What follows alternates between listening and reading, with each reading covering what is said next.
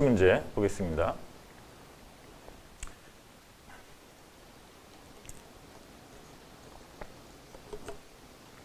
자, 상수도에서 간접 치수 방식에 대하여 설명하시오.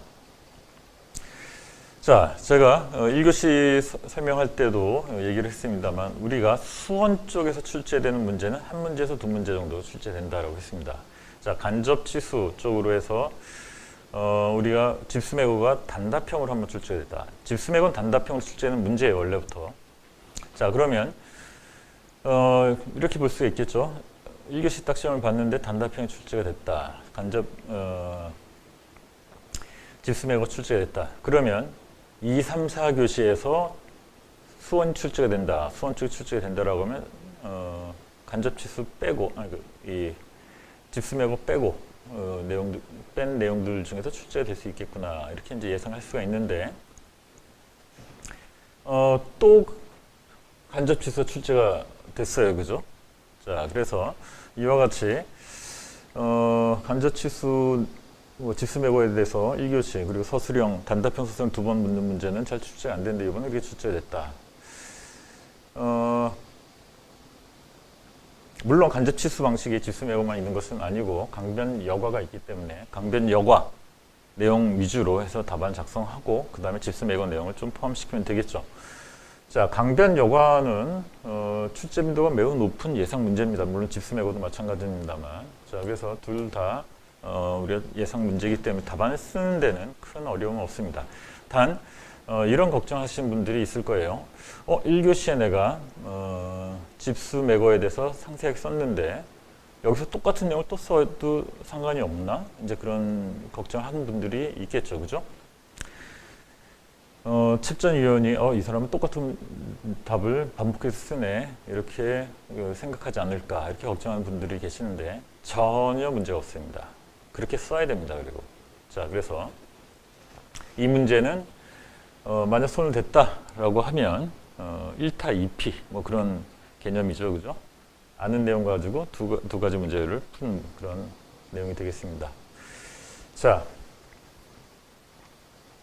2번 문제, 활성 슬러지 공정에서 산소 전달 계수 그리고 필요 산소량의 결정 방법에 대해 설명하시오.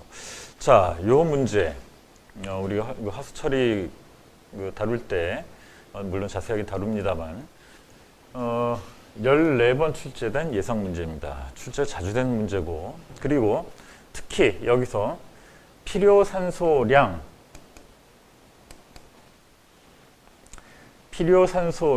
구하는 요 묻는 문제, 요거 아주 자주 출제가 된다라고 했습니다. 그래서 필요 산소량을 구하는 식이 있는데 그 식은 여러분들이 상세하게 써야 된다. 아주 자세하게 설명 쭉 쓰고 OD1, OD2, OD3, OD4 네 가지가 있는데, 그죠? 그 각각에서 쭉 쓰고 그 안에 들어가는 개수값까지도 여러분들이 쭉 써야 된다라고 제가 얘기를 했는데, 필요 산소량에 대해서 자세히 써주고요. 그 다음 산소 전달 개수 KLA 값, 총괄 산소 전달 개수 값, 이거를 묻는 문제인데,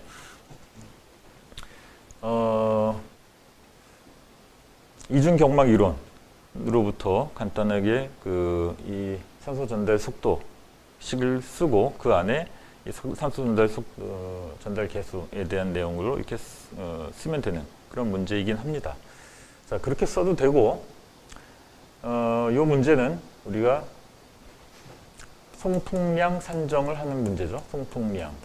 자, 그래서 송풍량 산정 절차, 즉 필요 산소량 먼저 구하고 그 다음 이 송풍량 GS까지 구하는 과정을 쭉 설명을 하고 그 안에 송풍량 구하는 과정 안에 산소 전달 효율에 대한 내용을 언급을 하면서 거기서 같이 이렇게 설명을 해도 되는 그런 문제입니다. 어쨌든 어떤 방법으로 답안을 작성을 하더라도 송풍량 산정 절차에 대한 내용은 반드시 언급을 해야 합니다. 요거 수업 시간에도 그래서 어떻게 답안 작성할 것이냐에 대한 내용을 가지고, 왜냐하면 여기 송풍량까지 가는 과정에 식이 여러 개가 나오기 때문에 그 식을 우리가 다 외워야 되느냐 고민을 하면서 같이 수업 시간에 내용을 다루는데 그 식을 다 쓸 것이냐, 그죠? 아니면 그냥 글로 설명을 할 것이냐 차이인데 이 문제는 글로 설명을 하기에는 산소전달계수에 대한 내용을 언급을 해야 되기 때문에 또 식을 전부 다 써주는 게 맞을 것 같습니다. 자, 어쨌든 이 송풍량 구하는 과정, 절차에 대해서는 여러분들이 반드시 설명을 해야 된다. 수업 시간에 워낙 자세히 다루는 내용이기 때문에 수업 시간 내용 위주 그리고 답안 클리닉 내용을 가지고 작성을 하면 되고요. 답안 클리닉에서도 거의 똑같은 문제로 반복해서 풀어봤던 그런 문제입니다. 다음 세 번째 문제. 상수도에서 전염소, 중염소, 후염소, 제염소. 이거 뭐 문제만 봐도 그냥 익숙한 문제인데 아주 단골로 출제되는 문제입니다. 최근 소독 동향, 요게 이제 추가가 된 건데 최근 소독 동향. 132회 포함해서 36번 출제된 이거 핵심 문제고요. 자, 전중 후염소, 제염소. 자, 전염소, 중염소라는 것은 우리가 전염소 척수정부터 여과지, 전단에 넣는 게 이제 중염소가 될 테고, 그죠? 전염소, 중염소의 목적, 우리 수업 시간에 자세히 다루기도 하는데, 그리고 후염소, 정수지에서 우리 염소를 주입하는 내용, CT, 이 소독 능을 맞춰서 우리 후염소 주입을 하게 되죠, 그죠? 제염소는 배수지에서 이 CT 값을 떨어졌다라고 하면 보정해주기 위해서 다시 추가로 염소를 주입하는 방법인데 염소제가 다르다라고 했습니다. 제염소에서 쓰는 염소제는 주로 우리가 차염수산 나트륨을 쓴다, 액상을 쓴다, 안전 때문에 액상을 쓴다라고 했고 나머지는 뭐 여러 가지 염소를 쓸 수가 있다. 그 내용을 해서 쭉 써주면 되고 염소 주입 방식이라든가 이런 것도 같이 써주면 되겠죠. 거기서 추가로 하나의 이제 대제목 잡아서 최근 소독 동향 이렇게 있는데 최근 언제부터 언제까지 최근이라고 보겠느냐 뭐 이런 생각도 해볼 수 있는데 여기서 최근 소독 동향이라고 하는 것은 염소 소독 외 소독 방법을 그냥 써주면 됩니다. 자, 그래서 UV, 오존, 그리고 이산화염소 그 다음에 수업 시간에 또 다루는 마이옥스라든가 이런 내용 위주로 해서 쭉 써주면 되는 내용이다라는 거죠. 자, 수업 시간에 워낙 자세히 다루던 내용이고 하기 때문에 수업 내용 또는 답안 클리닉 내용 등을 참고해서 답안 작성하면 되겠습니다. 네 번째, 공공하수도에서 펌프장 기술 진단. 펌프장 기술 진단. 저 기술 진단 문제가 간혹 출제가 됩니다. 출제는 이렇게 높은 편은 아닌데 그래도 어쨌든 우리가 이 기술 진단, 상하수도 분야에서 기술 진단이라고 하면 상수 관로에 대한 기술 진단, 정수장에 대한 기술 진단, 하수도 시설에 대한 기술 진단, 하수도 시설에 바로 이 펌프장이 포함이 되는데 전체 기술 진단 내용들을 다 묶어가지고 보면 또 출제 빈도가 이렇게 낮은 편은 아니에요. 전체 내용으로 보면 꽤 출제가 되는 그런 문제다. 자, 그래서 우리 수업 시간에도 다루는 내용인데 이 문제는 유형화되어 있는 문제입니다. 자, 그래서 공공하수도 기술진단 업무 처리 규정 이걸 묻는 문제예요, 그냥. 자, 그래서 이 내용을 가지고 답안을 작성하면 되고 각각 수업 시간에도 물론 다루죠. 수업 시간 내 강의 노트 내용을 가지고 답안을 작성해도 되겠습니다. 자. 5번 문제, 하수 처리 시설에서 상기식 포기 장치의 종류 및 특징에 대하여 설명하시오. 자, 상기식 포기 장치. 우리가 하수 처리 시설 위에 우리가 송풍량, 즉 필요산소량 구하는 문제가 있었는데 그 관련된 문제죠. 자, 그래서 필요산소량을 구하고 그 다음에 우리 송풍량을 구할 때 상기 장치의 상기 효율을 가지고 우리가 총 송풍량을 구하게 된다라고 이렇게 수업 시간에 다루는데 그 포기 장치 에 대해서 묻는 문제죠. 그 포기장치도 뭐 여러 가지가 있는데 그 중에 상기식 포기장치를 묻는 문제입니다. 처음 출제된 문제고요. 우리 상기장치는 워낙 뭐 다양하고 여러 가지가 있기 때문에 그걸 전부 다 쓸 수는 없습니다만 그 안에서 이제 상기식 포기장치에 대한 내용을 이제 묻는 그런 문제인데 하수도 설계 기준 내용을 보고 참고해서 답안을 작성하시기 바라고요. 물론 처음 출제된 문제이긴 하지만 이 분야에서 일을 하시는 분들은 아마 어렵지 않게 쓸 수 있었을 겁니다. 우리가 자주 다루는 그런 설비고 하기 때문에 그냥 여러분들이 알고 있는 상식 위주로 써도 충분히 답안 쓸 수 있는데 거기에 추가로 여러분들이 이제 전체 내용을 구성을 할 때는 송풍량 산정 방법 그리고 포기장치 효율 측정 방법 오프게스 측정법이죠. 그리고 산소 전달 효율 증대 방안 이런 내용들을 담아서 답안을 작성하면 3페이지 정도로 작성하면 되겠습니다. 자, 다음 마지막 문제 상수도관 갱생공법. 자, 하수도관 개보수에 대해서 한번 출제가 됐는데 이번에는 또 상수도관 갱생 쪽으로 해서 또 출제가 됐습니다. 둘 다 상수도 하수도 둘 다 출제가 됐는데 127회 포함해서 8번 출제된 문제고 수업 시간에도 물론 자세히 다루고요. 그죠? 특히 최근에 보면 그 상수도관의 세척 관련해가지고 관세척에 대한 문제가 주로 나왔었는데 다시 갱생에 대한 문제로 또 오랜만에 127회 이후에 출제가 된 문제입니다. 수업 내용 그리고 답안 클리닉 등에서 자세히 다루기 때문에 그 내용 위주로 답안을 작성하면 되겠습니다. 자, 그래서 3교시 내용도 전체 내용을 좀 살펴보면 5번 문제, 그죠? 상기장치에 대한 내용이 처음 출제가 됐고 4번 문제, 4번 문제라고 하면 이 펌프장 기술 진단에 대한 내용 이게 출제 빈도가 뭐 5회니까 뭐 낮다고 보기도 그렇습니다만 출제 빈도 좀 다른 문제에 비해서 좀 낮은 문제였다. 두 문제 빼고는 전부 다 수업 시간에 다루는 예상 문제, 핵심 문제에서 출제가 됐다. 자, 그래서 네 문제를 골라 쓰는 데에는 전혀 어려움이 없는 그런 시험이었습니다.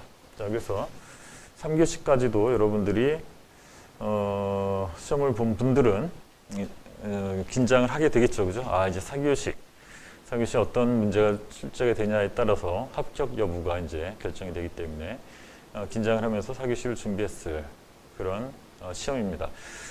예전에 제가 시험 볼 때만 해도 4교시는 계산 문제가 출제가 됐습니다. 그래서 3교시를 아무리 3교시까지 아무리 시험을 잘 봐도 4교시에서 계산 문제 2문제 딱 나와버리고 계산 문제를 손을 못 댔다. 그럼 나머지 4문제가 다 아는 문제가 나와야 되는데 그렇지 않다라고 하면 4교시에서 결국은 당락이 좌우가 되는 그런 경우가 많았는데 지금은 4교시는 계산 문제 출제가 안 되니까 4교시에서 그런 염려는 없죠. 자, 그래서 4교시가 어떻게 나오느냐 기대를 많이 했을 텐데 자, 4교시 보도록 하겠습니다. 첫 번째 문제, 급속 여과지 역세척 시기를 결정하는 방법에 대해 설명하시오. 자, 이 문제도 132회 포함해서 7번 출제된 문제고 역세척 시기를 결정한다. 역세척 시기를 결정하는 방법은 두 가지가 있는데 하나는 손실 수두를 가지고 결정하는 방법이 있겠고, 그죠? 손실 수두가 다 소실이 됐다는 얘기는 이 손실 수두가 다 정수를 잡아먹었다는 얘기니까 그렇게 되면은 공기장애가 발생한다. 공기장애가 발생하게 되면 수질에 영향을 주게 된다. 자, 그래서 우리가 역세척 시기를 결정하는 방법은 이와 같이 손실 수두 그리고 탁도 두 가지를 가지고 역세척 시기를 결정하게 된다라고 수업 시간에 다루는데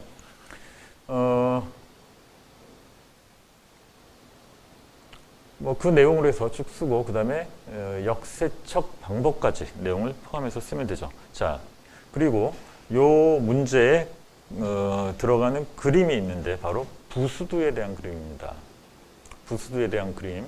이걸 그릴 것이냐 말 것이냐 가지고도 수업 시간에 또 같이 한번 얘기를 하는데 서술형에서는 무조건 그려야 된다. 자, 그래서 여기서는 부수두 그림까지 부수두가 쭉 발생하는 그 원리에 대한 그림이 있었죠. 자, 그 그림 포함해서 답안을 작성하면 되는 문제고 수업 시간에도 자세히 다루고 또 답안 클리닉에서도 우리가 또 다뤘던 문제고 충분히 예상했던 문제이기 때문에 얼마든지 좋은 답안을 쓸 수 있는 그런 문제였다. 자, 두 번째, 하수 찌꺼기 처리 과정에 발생한 에너지 활용 방법에 대해 설명하시오. 자, 슬러지 쪽에서 한 문제에서 두 문제 정도 출제가 된다라고 했습니다. 그런데 이번에는 조금 더 출제가 됐죠. 앞서 우리 1차 슬러지, 2차 슬러지에 대한 내용도 있었고, 반류수에 대한 내용도 있었고, 암모니아 스트리핑에 대한 문제도 있었고, 그죠? 그리고 또 슬러지 처리 과정에 발생하는 에너지 활용 방법. 그래서 슬러지 쪽 문제가 조금 더 이번엔 많이 나왔는데, 자, 보겠습니다. 합수슬러 형성소와 관련 문제이기 때문에 핵심 문제죠. 자,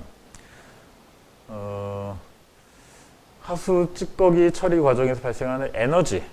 자, 하수 처리 과정에서 발생하는 찌꺼기 처리 과정에서 발생하는 에너지라고 하면 바이오가스가 있겠고요, 그죠? 바이오가스. 그 다음에 슬러지를 건조한 연료, 건조연료, 건조탄이 있겠고, 그 다음에 그 슬러지를 소각하는 과정에서 발생하는 소각열, 그 소각열을 회수해서 이용하는 방법, 이런 것들이 있겠죠.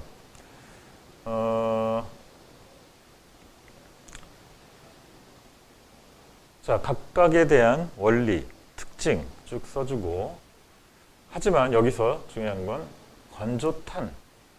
건조탄을 만든다. 하수 슬러지를 건조해서 건조탄을 만든다. 그 화력발전소에 가져가서 연료로 사용한다. 이와 같은 고체 연료, 특히 저 분말 형태의 고체 연료는 가장 저급 에너지입니다. 자, 우리 취급하기도 까다롭고, 그죠? 하지만 건조탄, 하수 슬러지 건조 연료를 만드는 데 들어간 열원은 뭘 쓰느냐? 바로 가장 고급 에너지인 LNG를 쓴다라는 겁니다. 자, 그래서 물론 LNG 또는 이제 전기를 쓰게 되겠는데, 고급 에너지를 이용해서 이런 저급 에너지를 만들어낸다. 물론 재이용이기 때문에 고급 에너지가 저급 에너지로 전환된 건 아닙니다만, 건조탄을 만드는 데 들어간 에너지를 고려했을 때 그렇게 좋은 방법이라고 보기는 좀 어렵다. 이제 그렇게 볼 수 있죠. 자, 다음은 소각열 이용하는 내용. 소각열 이용한다고. 소각열 이용하는 거야. 물론 좋은데 하수 슬러지를 소각한다는 측면이, 그죠? 소각이 환경에 대한 부담도 있고, 그리고 그만큼 또 우리 건조탄을 화력발전소에서 사용하는 거와 뭐가 다르냐 이렇게 또 생각할 수도 있겠죠, 그죠?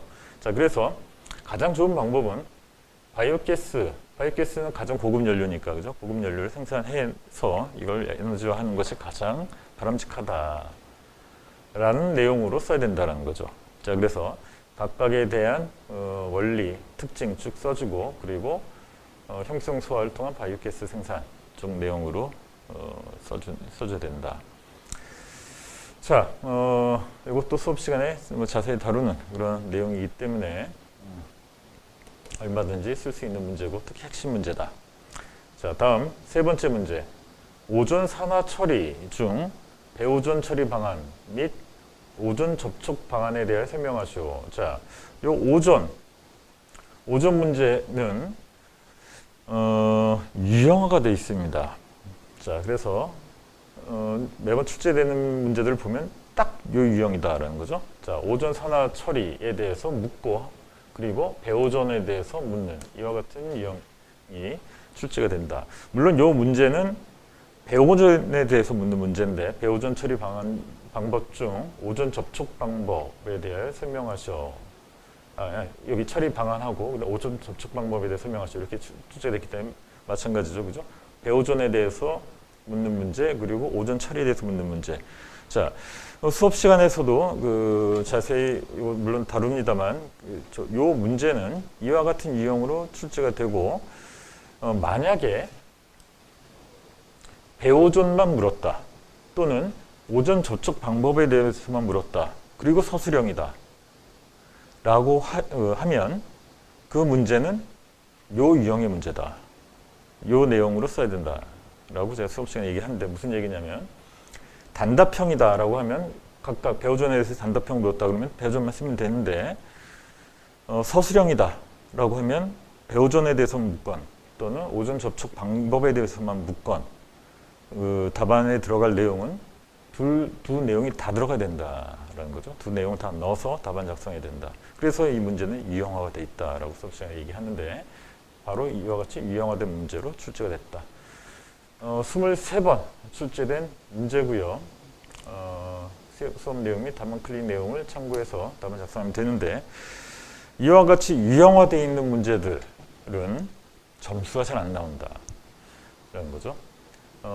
왜냐하면 누구나 그 유형으로 답안을 준비하기 때문에 점수가 잘 안 나온다. 바로 사례라든가 이런 것을 넣어서 좀 차별화된 답안을 작성을 해야 합니다. 자, 네 번째 문제. 표준 활성 슬러지법 설계 인자 및 활성 슬러지 변법의 특징에 대해 설명하시오. 자, 이 문제. 표준 활성 슬러지법 설계 인자에 대한 내용으로는 아주 단골 문제죠, 이거는. 그래서 22번 출제된 예상 문제고 우리가 달달달달 외우는 내용인데 표준 활성 슬러지법에 대한 설계 인자 앞서도 위에서도 한번 얘기는 했습니다만 SRT 할 때 FMB, BOD 용접부와 그 다음에 HRT, MLSS, SRT 그죠? 각각에 대해서 쭉 써주면 되는 문제인데 두 번째 내용 보면 활성 슬러지의 변법에 대해서 물었습니다. 자, 활성 슬러지 변법에 대해서 묻는 문제로는 처음 출제됐습니다. 그리고 변법에 대해서 묻는 문제로는 처음 출제됐다. 그래서 변법 뭐 나머지 문제도 다 아는 문제니까 그럼 이 문제 뭐 빼고 딴 문제 풀자 이렇게 볼 수도 있는데 변법이 그렇게 어려운 문제가 아니기 때문에 이쪽 업계에 있는 사람들이라고 하면 얼마든지 쓸 수 있는 그런 문제다. 자, 변법을 보면 스텝 에어레이션이 있고 그 다음 스텝 에어레이션이 뭐 다른 게 아니에요. 자, 우리가 이렇게 폭기조가 있다. 그죠? 침전지가 있고 폭기조가 있다. 폭기조 좀 크다. 그리고 장방형이다. 이렇게 됐을 때 유입수를 유입부 쪽에만 이렇게 주입을 해주게 되면 유입구 쪽은 FMB가 높게 유지가 되는데 뒤로 갈수록 이제 FMB가 떨어지겠죠, 그죠? 자, 그래서 전체를 일정한 FMB로 유지해주기가 좀 곤란해지게 된다. 자, 그렇게 되면 미생물의 성장에 영향을 주기 때문에 조금씩 이렇게 나눠서 주입해준다라는 거죠. 물론 이 주입 양도 앞쪽이 조금 더 많겠습니다만. 자, 이와 같이 해주는 방법 스텝 에어레이션이다. 별거 아닙니다. 그죠? 그 다음에 순산소 활성 슬러지법. 자, 우리가 산소를 공급해주는 목적은 앞서 우리 필요 산소량을 구하는 내용이 있었는데 OD1, OD2, OD3, OD4 네 가지가 있다. 즉 유기물 산화하는 데 들어가는 산소량 그리고 다 죽어가는 애들이 호흡만 하는 애들 걔네들도 산소를 깎아 먹으니까 걔네들이 소비한 산소량 그리고 질산화에 들어간 산소량 그리고 폭기조의 용존 산소 농도를 유지하는 DO 농도를 유지하는 데 필요한 산소량 이 네 가지가 바로 필요 산소량이 되는데 자, 이 필요 산소량을 우리가 공급하기 위해서는 산소를 공급해 주는 게 아니라 일반적인 공기를 공급해 주죠. 그러면 우리가 대기 중에 있는 산소 농도를 고려해서 그 더 많은 양의 공기를 불호로 공급을 해줘야 될 겁니다. 그죠? 그럼 불호 용량도 커질 테고, 그죠? 순산소 활성 슬러지법은 그런 게 아니라 바로 그냥 산소만 공급해준다. 그러면 당연히 이 불호도 용량도 작아질 테고, 그리고 산소 전달 효율도 높아지겠죠, 그죠? 자, 그런 방법을 우리 순산소 활성 슬러지법이다. 고농도 또는 이 컴팩트한 공정에서 우리 순산소 활성 슬러지법을 사용하기도 합니다. 자, 어쨌든 공기를 넣어주느냐 산소를 넣어주느냐 그 차이만 있는 거다. 장기 폭기법. 이 폭기조가 매우 큰 거죠, 그죠? 매우 커서 장기간 폭기를 해준다. 산화구법, 옥시데이션 디치법, 그죠? 유수풀 이렇게 수업 시간에 얘기하는데 유수풀 형태다. 이렇게 물이 회전을 하면서 천천히 흘러가면서 이쪽에서 수차 같은 게 달려가도록 회전시켜주는 거죠. 자, 이렇게 하면서 이제 처리가 되는 이런 방법이 옥시데이션 뒤치다. 연속 회분식 활성 슬러지포 SBR, 이것도 수업 시간에 다룹니다만 뭐 이런 것들이 있다라는 거죠. 자, 그래서 각각에 대해서 여러분들이 뭐 특징을 설명을 쭉 해주면 되는 그런 문제이기 때문에 그렇게 난이도 높은 그런 문제는 아닙니다. 처음 출제는 됐습니다만 이 내용들 물론 여러분들이 다 기억이 안 난다라고 하면 여기 요 내용 말고도 솔직히 활성 슬러지 변법은 수백 가지가 있습니다. 각종 특허 쭉 찾아보면 아마 전 세계적으로 수백 가지가 될 거예요. 자, 그걸 다 써줄 수는 없죠. 그러면 채점 기준이 되는 변법들은 어떤 건 최소한 써줘야 되느냐라고 봤을 때 그 채점 기준은 하수도 설계 기준이 됩니다. 그럼 하수도 설계 기준에 나와 있는 변법들은 이런 것들이 되는 거죠, 그죠? 자, 그래서 이게 채점 기준이 되겠지만 이 이외의 걸 써준다. 예를 들어서 뭐 여기서 뭐 스텝 에레이션 빼고 뭐 장기 폭격 빼고 딴 걸 써준다. 그래도 뭐 상관없다라는 거죠. 자, 그래서 요 문제는 채점 기준은 이렇게 되지만 다른 변법들을 얼마든지 써줘도 답안 점수에는 크게 영향을 주지 않을 그런 문제라고 생각을 합니다. 하지만 채점 기준은 이렇게 된다. 이렇게 보면 되겠죠. 처음 출제됐지만 어려운 문제는 아니다. 다음, 장마철 고탁도 발생 원인, 그리고 사전 대책 방안, 그리고 정수 처리 공정에서 처리 방안에 대하여 설명하시오. 자, 장마철 고탁도, 장마철 고탁도 최근에 장마가 있었습니다만, 아주 긴 장마가 있었습니다만, 장마철에 당연히 뭐 댐 열고 하면 그 유속이 증가하고 그 취수 시설의 그 탁도가 증가하겠죠, 그죠? 자, 그 원인 써주고, 그 다음에 사전 대책 방안, 취수 시설에서 취수 조정해준다라든가 펜스 쳐준다라든가 뭐 이런 방법이 있겠고, 정수 처리 공정. 그럼에도 불구하고 고탁도가 들어오기 때문에 고탁도가 들어왔을 때 정수장에서 어떻게 해야 되느냐 이런 내용을 해서 써주는 문제인데, 물론 수업 시간에서도 다루고요. 출제 빈도는 그렇게 높진 않습니다. 한 2번 출제가 된 문제인데 어쨌든 수업 시간은 자세히 다루기 때문에 답안 작성하는 데는 크게 어려움이 없는 그런 문제다. 특히 정수 처리 공정에서의 처리 방안에 대해서는 여러분들이 상식적으로 써줘도 된다. 착수정, 혼화지, 그 다음에 응집지, 침전지, 그 다음에 여과지, 뭐 정수지, 고도 정수 처리는 제외하고 이렇게 봤을 때 각 공정에서 효율을 높이기 위한 방법 등 그냥 쭉 써주면 그게 바로 고탁도에 대한 대책이 된다라는 거죠. 물론 이제 위에 있었던 조정시설까지 포함해서 답안을 써주면 되겠습니다. 자, 이것도 얼마든지 쓸 수 있는 내용이고요. 그 다음에 하수내 존재하는 미량 유기 오염 물질의 종류, 그리고 처리 방법에 대해 설명하시오. 처음 출제됐습니다. 자, 하수내에 존재하는 미량 유기 오염 물질.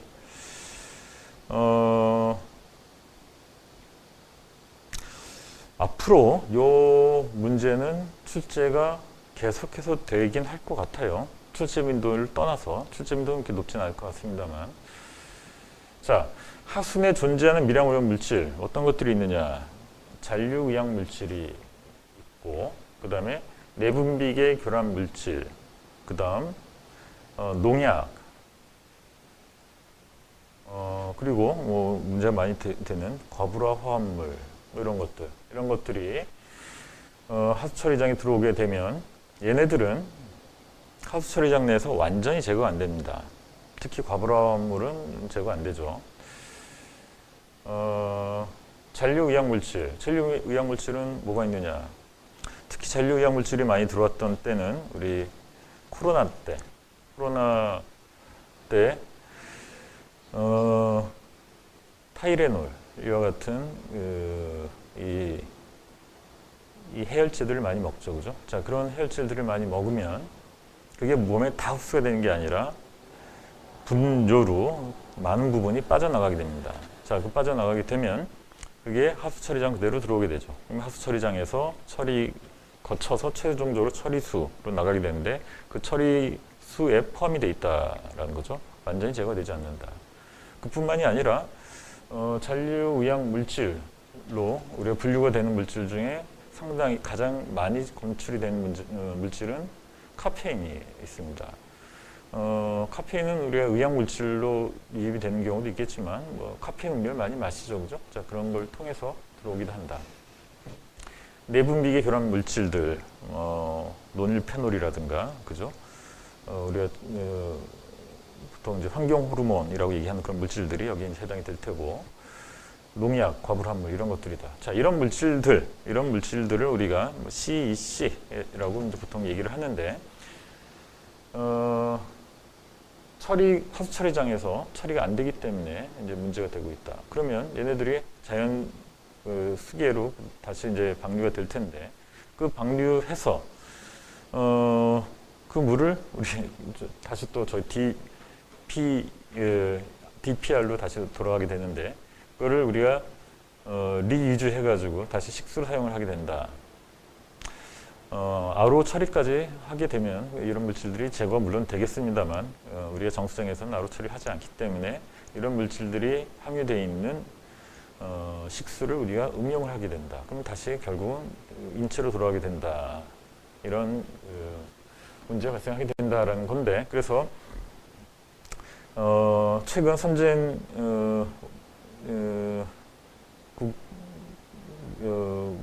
몇 개 국가에서 규제를 시작을 했습니다. 규제를 시작했고 여기에 대해서 관심 많이 갖고 있죠. 우리나라도 물론 이런 물질들에 대해서 관심 물질로 해가지고 관리를 하고 있습니다만, 어쨌든 그 내용이 처음 출제된 내용입니다.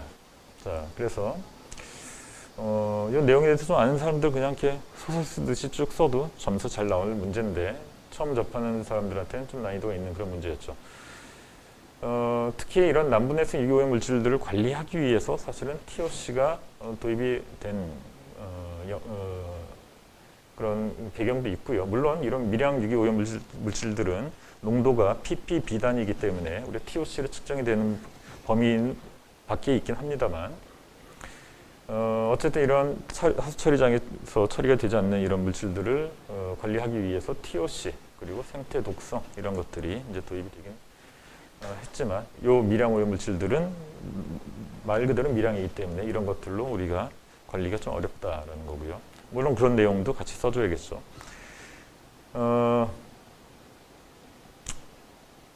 밑에는 앞서 이제 설명한 내용입니다. 자, 그러면 어떤 물질들이 있느냐라는 건데, 요 내용은 사실은 수질관리 기술사에서는 자세히 다룹니다. 그래서 우리가 수질관리 기술사 문제 보면 요 책이 있죠. 강의 노트에 보면 잔류성 유기오염 물질 해가지고 따로 다루는 내용이 있는데, 그 내용 참고해서 한번 답안을 작성해 보셔도 될 것 같습니다. 자, 그 4교시 전체 내용 살펴봤는데, 보면 처음 출제된 문제, 그죠? 바로 6번 문제가 처음 출제가 됐고, 그 다음 처음 보는 유형의 문제 하나가 4번 문제, 그죠? 변법에 대해서 묻는 문제가 하나 출제됐고, 나머지는 다 수업 시간에 다루는 문제였습니다. 자, 그래서 1, 2, 3교시에 비하면 4교시가 조금 난이도가 있긴 했습니다만,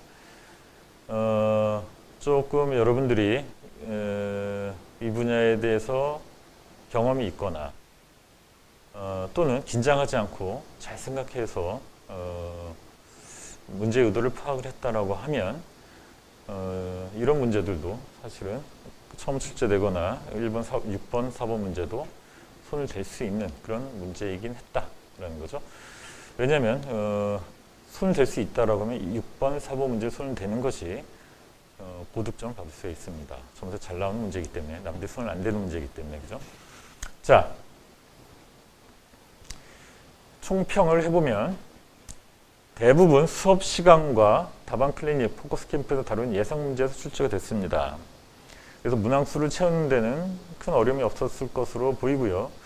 문제의 난이도 역시 평이했고, 최근에 이 난이도를 보면 요 정도 수준에서 계속해서 출제가 되고 있습니다. 쉽다라는 얘기죠. 자, 문제가 쉽다라는 얘기는 여러분들이 그러면 문제 쉽기 때문에 합격하기 쉽겠구나. 반대입니다. 문제가 쉬울수록 합격이 어렵습니다. 다들 이 답안을 잘 쓰기 때문에. 그래서 문제가 쉬운 게 결코 좋은 건 아닌데 최근에 계속해서 쉽게 출제가 되고 있다. 그래서 모든 사람들이 답안을 다 잘 쓰기 때문에 결국은 채점 기준이 어떻게 되느냐, 합격자를 이번에 몇 명 배출할 것이냐에 따라서 당락이 좌우되지 않을까. 그만큼 합격은 좀 어려운 그런 시험이다 이렇게 볼 수 있겠고요. 수업 내용, 답안 클리닉, 포커스 캠프, 문제 적중 현황을 보면 대부분이 수업 시간에 다루는 내용 그리고에서 출제가 됐고, 그리고 답안 클리닉 그리고 포커스 캠프에서 다루는 내용 안에서 다 출제가 됐습니다. 물론 수업 처음 이 내용을 듣는 분들도 있으니까 좀 설명을 드리면, 수업 내용 그리고 답안 클리닉 그리고 포커스 캠프가 있는데 이게 각각 뭐냐 궁금해하시는 분들이 있을 텐데, 수업은 말 그대로 출제가 예상되는 예상 문제들을 전체를 다루는 게 수업이죠. 정규 수업 내용이고, 다음 주부터 이제 수업이 들어갈 텐데 가장 많은 내용을 다루죠. 자, 많은 내용을 이제 다루는 게 수업 내용이고, 답안 클리닉 얘는 뭐냐?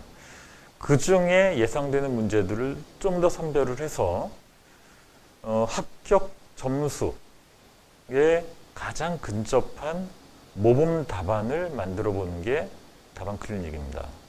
자, 그래서 합격자들 대부분은 여기 답안 클리닉에서 나오고 있죠, 그죠? 여기에서 모범 답안, 그 모범 답안이라는 게 결국 합격자 답안이 되는 건데, 가장 수준 높은 답안을 만들어가는 과정입니다. 자, 그래서 내용은 당연히 중복이 될 텐데 수업 시간에는 자세하게 답안을 이렇게 쓰는 데까지는 할 수가 없기 때문에 그 답안 쓰는 것까지는 답안 클리닉에서 이제 주로 다루고요. 그 다음 포커스 캠프, 이건 뭐냐라는 거죠. 답안 클리닉에서 더 추려가지고, 더 예상된 문제를 추려가지고 다루는 것이 아니라, 포커스 캠프는 물론 그 예상된 문제를 추리긴 합니다만 시험 전에 예상 문제들을 직접 풀어보는 거죠. 그래서 이와 같이 수업 내용, 답안 클리닉 내용들을 여러분들이 다 공부를 해서 숙지를 하고 암기를 하고 있다 하더라도 정해진 시간 안에서, 그리고 책을 덮고 긴장되는 그런 분위기 안에서 답안을 여러분들이 준비한 만큼 쓸 수 있느냐, 그건 또 다른 세계의 얘기가 됩니다. 긴장도 또는 그날 컨디션 또 뭐 여러 가지 그 상황에 따라서 답안이 잘 써질 때가 있고 잘 안 써질 때가 있고, 또 문제를 접했을 때 어떤 순서로 내가 답안을 작성해 나가느냐에 따라서 여러 가지 또 좋은 답안이 만들어질 수도 있고 아닐 수도 있다는 거죠. 자, 그런 연습을 해보는 게 바로 포커스 캠프입니다. 즉 모의 시험을 보는 거죠. 자, 그래서 모의 시험을 본 분들도 합격자들이 상당히 많이 나오죠. 자, 그래서 수업, 답안, 클리닉, 포커스 캠프에서 얼마큼 적중이 됐느냐가 물론 그것도 중요합니다만 그 목적이 다르기 때문에 수업 내용하고 답안 클리닉에서 얼마나 적중이 됐느냐 이걸 보는 것이 맞겠죠. 자, 분야별로 보면 요번에 우리가 수질, 수원, 정수처리, 하수처리, 슬러지, 이송, 펌프, 계획, 기타 이렇게 나눠서 봤을 때 수질 쪽에서는 한 문제도 출제가 안 됐습니다. 이런 문제도 사실 이렇게 드문데, 적어도 수질 쪽에서 우리가 수질 항목에 대해서는 원래 수질 항목 출제비는 높지는 않기 때문에 그건 출제가 안 된다 하더라도 수질 관리, 즉 비저모형 관리라든가 조류, 부형 양화 뭐 이런 내용들이 한 문제씩은 출제가 됐었는데 이번엔 출제 전혀 안 됐습니다. 자, 대신 수원이 2문제나 출제가 됐죠. 자, 정수처리 9개, 그 다음에 하수 처리 7개, 슬러지 4개. 슬러지가 보통 한 문제에서 두 문제 정도 출제가 된다라고 했는데 4문제나 출제가 됐다라는 거죠. 이것도 좀 드물 유형이긴 합니다. 자, 다음 이송 6문제. 그리고 펌프 문제도 한 문제도 출제가 안 됐습니다. 우리 이송 문제 중에 상수도 하수도에 공통적으로 들어가는 내용이 바로 이 펌프 시설인데, 펌프 시설에 대한 문제도 매회 한 문제 정도는 출제가 됐습니다. 한 문제, 두 문제 정도는 보통 출제가 되는데 이번에는 출제가 안 됐다라는 거죠. 자, 그래서 이게 좀 특이한 유형이었고, 계획 문제가 3문제밖에 출제가 안 됐습니다. 계획 쪽이 사실은 이거보다 좀 더 출제가 되는 경향이 많은데 계획도 조금 이번에 출제가 많이 안 됐다. 물론 출제위원회 분야, 전문 분야라든가 출제인이 누가 들어가냐에 따라서 문제 경향이 조금 차이는 있습니다만 전반적으로 그래서 그 출제 유형은 조금 바뀌었습니다만 그 난이도 측면에서 봤을 때는 위에서 우리 살펴본 바와 같이 그렇게 어려운 문제는 아니었다. 이렇게 이번 그 134회 문제를 우리가 평가를 할 수 있겠습니다. 자, 전체 내용 이렇게 쭉 살펴봤는데 시험 보신 분들은 이 내용을 가지고 다시 한번 꼭 복기를 해보시기 바랍니다.